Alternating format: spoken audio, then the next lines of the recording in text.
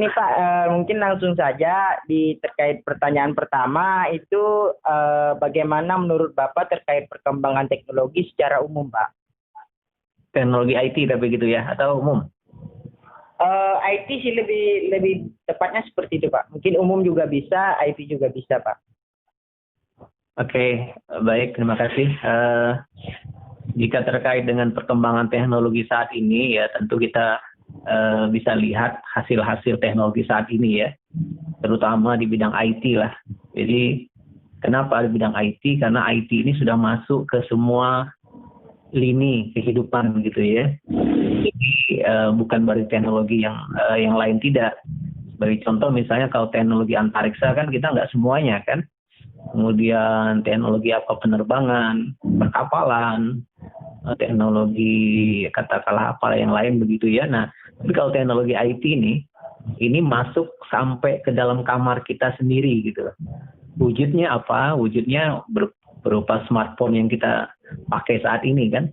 Oke Pak. Nah, kira-kira seperti itu sudah sangat canggih sekali perkembangannya.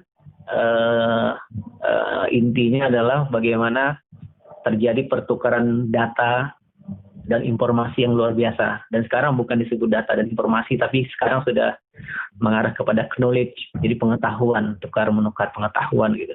Iya, Pak. Nah, seperti itu Pak. Nah, terkait perkembangan IT sendiri, karena kan memang kita sudah disibukkan dengan telepon genggam secara pribadi ya Pak, seperti itu. Iya. Nah, kalau menurut Bapak terkait menyikapi 4.0 ini bagaimana Pak terkait teknologinya Pak? Ya, orang bilang kan revolusi industri 4.0 ataupun dianggap generasi keempat ya. Nah, salah satunya kalau kita melihat banyak reference itu menyebutkan Internet of Things ya. Kemudian ada robotik. Nah, jadi itu artinya semua hal itu sudah masuk ke ranah wilayah seperti itu. Jadi semua teknologi yang ada, apapun bidangnya pasti berkaitan dengan internet nantinya. Maka disebut dengan Internet of Things. Katakanlah misalnya bidang sampai perkapalan gitu, pasti ada ininya ya. Nah, jadi menyikapi hal ini maka mau tidak mau khususnya mahasiswa lah ya, pelajar secara umum ataupun mahasiswa secara khususnya harus sudah siap dengan ciri-ciri dari revolusi industri 4.0 itu, yaitu ditandai dengan tadi itu Internet of Things, kemudian otomatisasi, robotik. Nah, yang perlu dipersiapkan itu adalah saat ini sepengetahuan saya di kementerian sudah digodok bagaimana ada kurikulum yang namanya algoritma dan pemrograman itu nanti diajarkan gitu ya, diajarkan ke mahasiswa yang bidang keilmuannya bukan TIK, jadi semuanya ya, semuanya. Jadi level minimal gitu pengetahuan itu salah satu adalah tentang pemrograman. Kalau dulu mungkin pernah kita dengarkan PIK itu masuk sampai ke SD kan? Ya, Pak. Itu untuk membangun minimal kemampuan menggunakan komputer.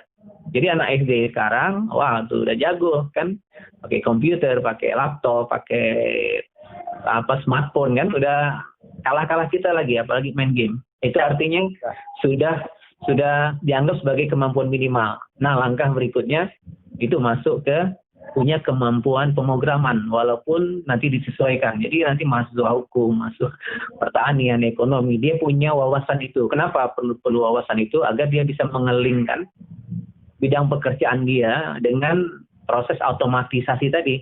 Jadi kalau pertanian, lahirnya nanti itu smart farming, pertanian yang cerdas gitu kan. Kalau mau nangkap ikan, smart fishing, penangkapan ikan yang cerdas bagaimana gitu ya. Maka bidang hukum juga akan ada, karena bermain di database nih.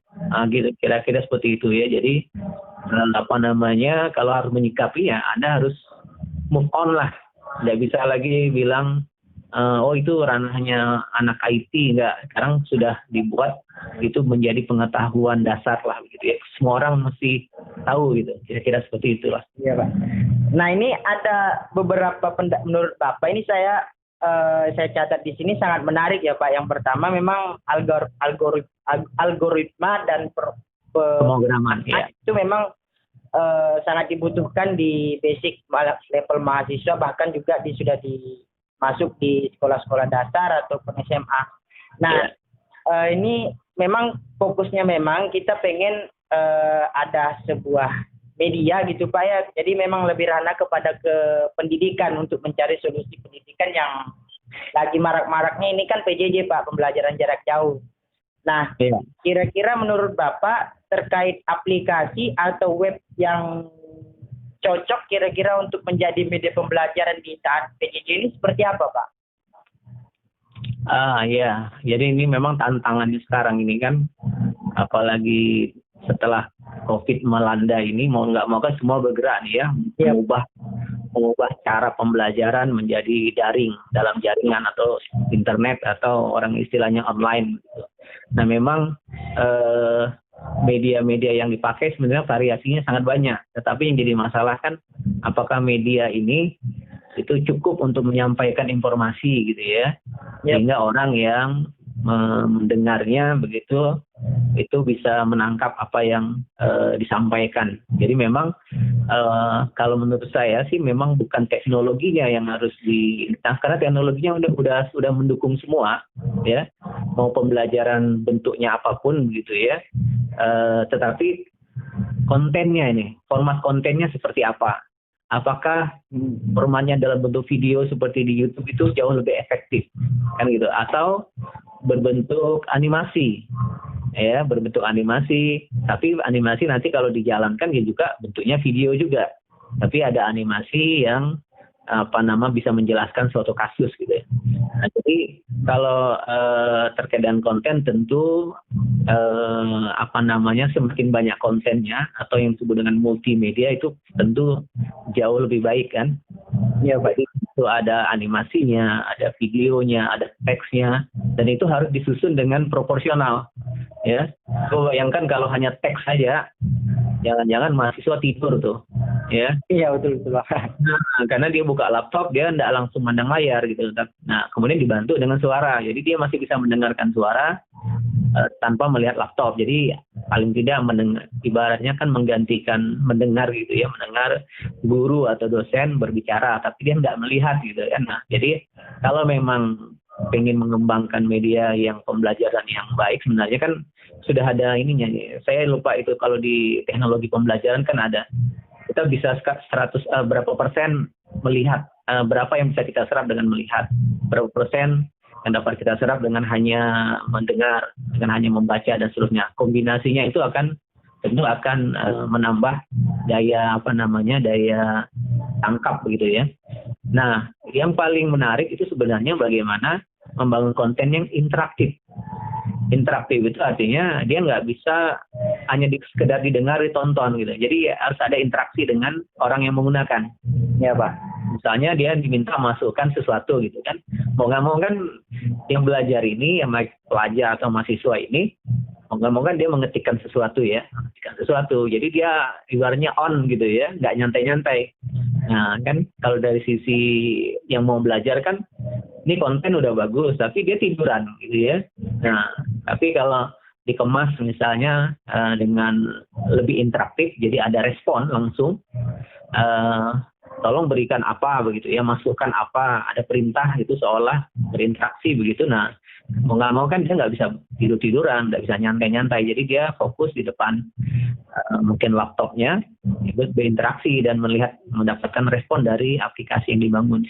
Cuman sayangnya memang membangun konten ini tidak mudah ya, tidak mudah, bahkan oleh orang IT sekalipun belum tentu bisa gitu ya, belum tentu bisa karena ini terkait dengan cara menyampaikan ya. Jadi perlu ada ilmu komunikasi visual nih. Nah, karena itu menjadi kajian tersendiri tuh. Jadi ada program studi desain komunikasi visual ya. Mungkin kalau di di Fakultas Visipol juga ada ilmu komunikasi, itu dipelajari khusus gitu kan untuk agar bisa berinteraksi. Nah, sekarang mau dipindahkan ke media kan. Makanya cara mengukurnya memang menjadi kendala tuh ya. Kontennya udah bagus tapi kok begitu dites hasilnya nggak bagus ya, karena memang yang belajar juga nggak niat gitu ya. Nah, kira-kira seperti itu. Jadi kalau ditanya mana yang paling bagus, tentu yang paling lengkap ya, tapi yang ada interaksinya, dan itu dilepas dari yang mau belajar ya. Nah, Ya, kita Pak. bicara kontennya saja gitu. Berarti lebih kepada kontennya Pak, ketika memang alternatif media pembelajaran yang memang benar-benar efektif seperti itu ya Pak. Ya, jadi kontennya apa? Konten ini kan di situ kan ada materi pembelajarannya apa, ya kan? Terus gambar yang mau tayangkan tuh apa gitu. Nah, kira-kira seperti itu. Kalau ingin menyampaikan yang lewat media itu kan banyak cara. Apakah dalam bentuk video di YouTube, kan nggak mesti juga harus live kayak Zoom gitu kan. Iya Pak. Kalau Zoom kan memang terjadwal di jam tertentu dan dia memang harus duduk gitu ya. Nah, jadi sementara orang kalau yang mungkin bekerja nggak bisa, tapi dia mau belajar ya, belajarnya ibaratnya asinkronus, tidak mesti online live, tapi dia bisa menyediakan waktu di malam hari, dia menonton itu. Toh besoknya sama juga ujiannya dengan yang orang live tadi pagi gitu kan.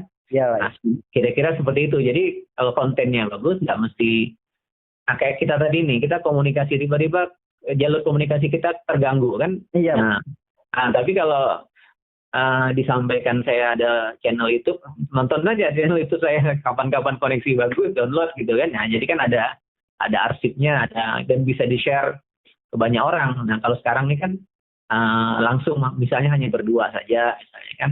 Nah, kira-kira jadi bukan mau web ya jelas ini internet udah pasti kan, tulang punggungnya adalah internet, namanya juga internet of things tadi ya. Jadi tapi bentuknya apa? Bentuk multimedia yang interaktif gitu ya. Nah, kira-kira seperti itulah. Nah, ini menarik sekali sih Pak. Sebenarnya ketika kita berbicara konten yang interaktif, tentunya banyak platform atau aplikasi-aplikasi yang sudah menyediakan terkait konten-konten yang menarik seperti ini. Seperti contohnya Ruang Guru, Pijar, dan lain-lain sebagainya Pak. Nah, ini tentunya saya sudah beberapa kali mendapatkan permasalahan di lingkup masyarakat ataupun khususnya di ibu-ibu lah Pak, seperti itu.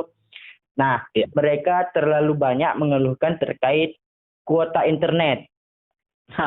Ya, kalau bicara dengan kuota ya memang tadi saya menyebutkan kan semakin lengkap makin bagus. Memang efeknya adalah konten itu secara ukuran size-nya menjadi besar sekali kan. Iya Pak. Jadi multimedia untuk tayangan 10 menit jangan-jangan sekian 500 mega. Ya. Padahal misalnya seperti itu ya, saking banyaknya begitu kan. Jadi memang constraint-nya seperti itu ya. Nah, memang ya kalau untuk menyelesaikan masalah-masalah apalagi kuota terbatas di daerah ya memang mau nggak mau ada yang dalam tanda kutip dikurangi gitu ya. Jadi misalnya basis videonya kan besar tuh ya. Videonya besar, jadi itu bagian-bagian penting saja. Jadi misal satu materi nih matematika nih ya. Nggak semuanya harus dengerin gurunya video rekaman, nggak mesti ya. Tapi bagian poin penting apa yang bisa harus anak-anak sekolah ini mendengarkan. Nah, sebagai pengantar penguatan, nah itu yang ditayangkan. Sementara kalau contoh-contoh soal sampai langkah-langkah penyelesaian ya nggak mesti pakai video. Jadi dibuat aja pakai dalam teks gitu ya. Nanti ada next gitu. Jadi prosesnya ya teks. Nah, kalau teks kan lebih simpel ya, lebih ringan gitu ya. Jadi di daerah yang sulit kuota pun mungkin ya maksudnya agak sinyal agak lemah pun ya kalau kontennya bisa di-download kan bisa mencari sinyal yang kuat gitu ya, kemudian di-download dan dibaca nanti di rumah gitu ya. Itu kan strategi bagaimana mengambil kontennya sehingga dibaca offline gitu ya. Iya Pak. Nah, saya kira seperti itu ininya. Memang kalau harus ideal sekali semuanya dapat ya itu repot ya. Repot. Jadi ya kendala di daerah kan seperti itu ya. Sinyalnya ini, jadi makanya dalam pembelajaran itu tidak mesti harus online terus. Karena boleh jadi pada saat online itu dia nggak dapat sinyal yang bagus. Tapi kalau dikombinasi, nah jadi di blend gitu ya, di blend itu dengan konten yang bisa disampaikan ya. Nanti tolong download misalnya pada saat sinyal bagus, download materi ini segala macam, dipelajari. Nah pada saat online-nya itu diskusinya saja. Nah jadi itu di antara itulah ya. Jadi kalau ditanya mana yang paling paling efektif, nah memang sangat bergantung pada kondisi lah ya. Nah, nanti kalau saya bilang multimedia, nanti di daerah yang jauh kerepotan dia. Iya Pak. Terkait dengan kota ini. Memang pemerintah ya sudah membagi-bagikan kota, tapi ada komplainnya juga ya. Kan kota belajar itu kan hanya untuk aplikasi-aplikasi tertentu kan.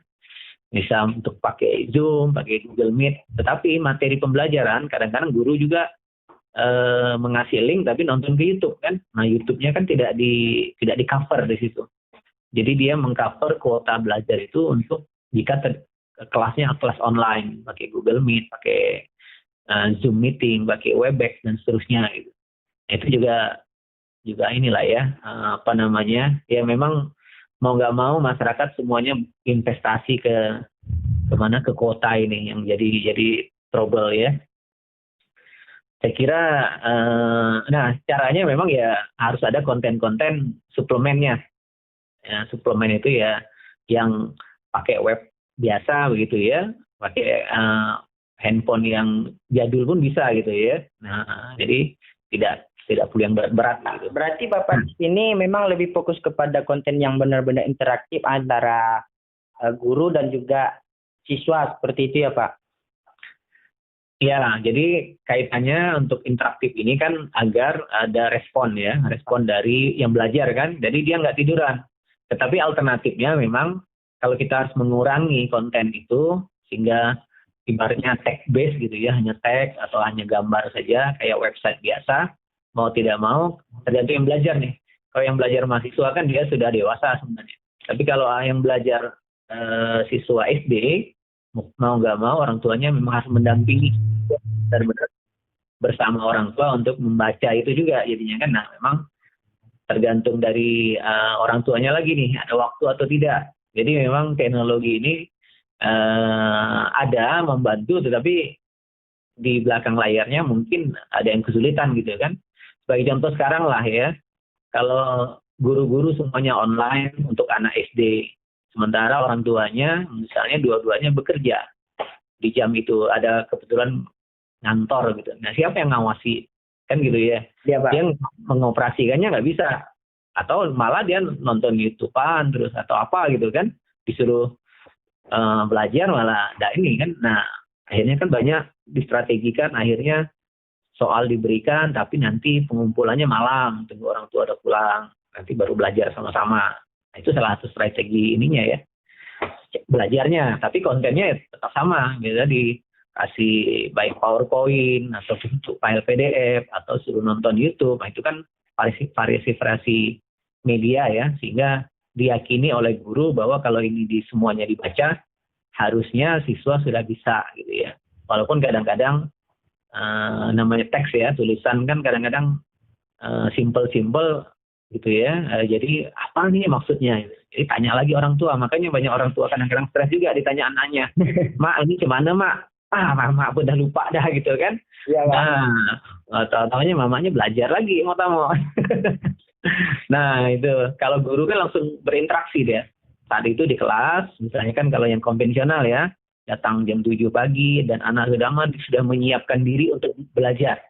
Jadi dia nggak bisa kemana-mana kan, suasana kelasnya seperti itu. Jadi memang lebih konsentrasi ya begitu ya, mendengarkan guru. Nah guru pun kalau ada masalah bisa langsung tanya. Nah itu yang hilang kalau kita pindahkan ke media pembelajaran online. Karena apa? Si anaknya ini belum tentu jam 7 itu udah mandi, kalau sekarang masih tiduran gitu kan. Ya. Gitu, jadi masalahnya bukan hanya saja di konten, tapi kalau kita fokus ke konten ya tadi yang seperti saya sarankan. Nah tinggal menyelesaikan bagaimana cara belajar yang lebih efektif ini, yang memang ujung-ujungnya ya namanya juga online, anak-anak mesti dibimbing, peran orang tua menjadi penting. Tapi kalau mahasiswa harusnya udah sadar lah ya. Betul, Pak. Kira-kira seperti itu pendapat saya. Banyak sekali yang saya dapatkan nih Pak untuk terkait diskusi kita malam hari ini. Sangat luar biasa. Terakhir nih Pak, untuk closing statement-nya Bapak terkait pembelajaran jarak jauh ini bagaimana Pak? Oh ya, jadi pembelajaran jarak jauh ini sebenarnya suatu keniscayaan ya. Saya nggak bisa membayangkan kalau nggak ada COVID. Itu lambat sekali, ya lambat sekali. Orang sebenarnya udah kayak universitas terbuka kan sudah melaksanakan udah sangat lama ya, puluhan tahun yang lalu ya. Tapi mereka mungkin pakai modul-modul, kemudian modul-modul buku-buku modul yang dibagikan gitu ya, jadi belajar di tempat masing-masing. Nah sekarang mungkin beralih ke internet, bentuknya website. Nah, tapi di perguruan tinggi yang lain kan tetap masih menggunakan cara-cara konvensional kan. Betul, jadi walaupun teknologinya sudah ada gitu ya, teknologi sudah ada. Nah, begitu ada COVID ini, tiba-tiba semua berubah. Nah, jadi bukan revolusi 4.0 lagi, udah 5 ada harusnya. Jadi semua mau nggak mau semuanya tiba-tiba online. Tiba-tiba semua pandai Zoom, pandai Google Meet ya, pandai Google Classroom, pandai macam-macam lah gitu ya, pandai Google Drive. Nah tiba-tiba Google Form, tiba-tiba semuanya harus belajar. Coba bayangkan, terjadi lompatan begitu ya. Jadi mau tidak mau, karena ini suatu keniscayaan, ini dia bisa direalisasikan. Jadi kalaupun nanti COVID sudah tidak ada lagi, ini tetap harus bisa dilanjutkan ya. Karena ini punya apa namanya daya gempur lah yang berbeda gitu ya. Kenapa? Sekarang kan saya bilang tadi kan sudah masuk sampai ke ruang tidur kan. Betul Pak. Handphone ini adalah alat yang terakhir dipegang sebelum tidur dan benda yang pertama pas bangun. Ibaratnya seperti itu. Iya, betul Pak. Ya, jadi mau nggak mau kan harus konten-konten itu harus dihadirkan langsung ke tangan orangnya gitu kan, ibaratnya seperti itu. Ruang belajar udah mengkonsep itu langsung aplikasi langsung di tangan Anda sendiri kan, nggak usah panggil guru privat katanya kan. Nah, langsung aja buka, jelek mata udah. Kira-kira sebetulnya. Jadi ya ini pembelajaran online dan apalah sebutannya ya udah ini bagian ya. Rapat-rapat juga sudah online, jadi tidak ada COVID pun ini dilanjutkan, ini malah bagus ya, menambah menambah sumber pengetahuan yang lain gitu ya, selain dari yang disediakan oleh guru. Saya kira seperti itu ya. Jadi siap-siap lah. Tinggal bagaimana kebijakan pemerintah, pertama pemerataan infrastruktur IT-nya, kedua bagaimana agar internet ini bisa menjadi lebih murah lah ya, lebih murah atau dibuat subsidi untuk yang lebih tepat begitu ya, untuk konten-konten pembelajaran. Jadi masyarakat pun terbiasa, tapi biayanya juga tidak mahal. Jadi kalau enggak itu jadi cost tersendiri kan. Ya, beli handphone lagi. Kalau anaknya ada 5, serentak makainya gimana? Kan nggak bisa gantian. Jadi mesti beli satu-satu gitu ya. Iya. Kalaupun catering ya laptopnya satu-satu karena dia harus mengerjakan pada saat yang bersamaan di waktu yang sama. Misalnya ada 5 orang, bahasa 5 orang, 3 orang ya lah. Nggak bisa gantian. Kan gitu ya. Nah, ini mesti dipikirkan, tapi ini nggak bisa terhindarkan gitu ya. Tak bisa terhindarkan. Jadi harus dihadapi, makanya siap-siaplah untuk anak-anak menguasai IT dan orang-orang yang menyediakan konten juga harus semakin kreatif gitu. Saya kira itu saya. Iya. Mohon maaf ganggu waktunya Pak. Oke.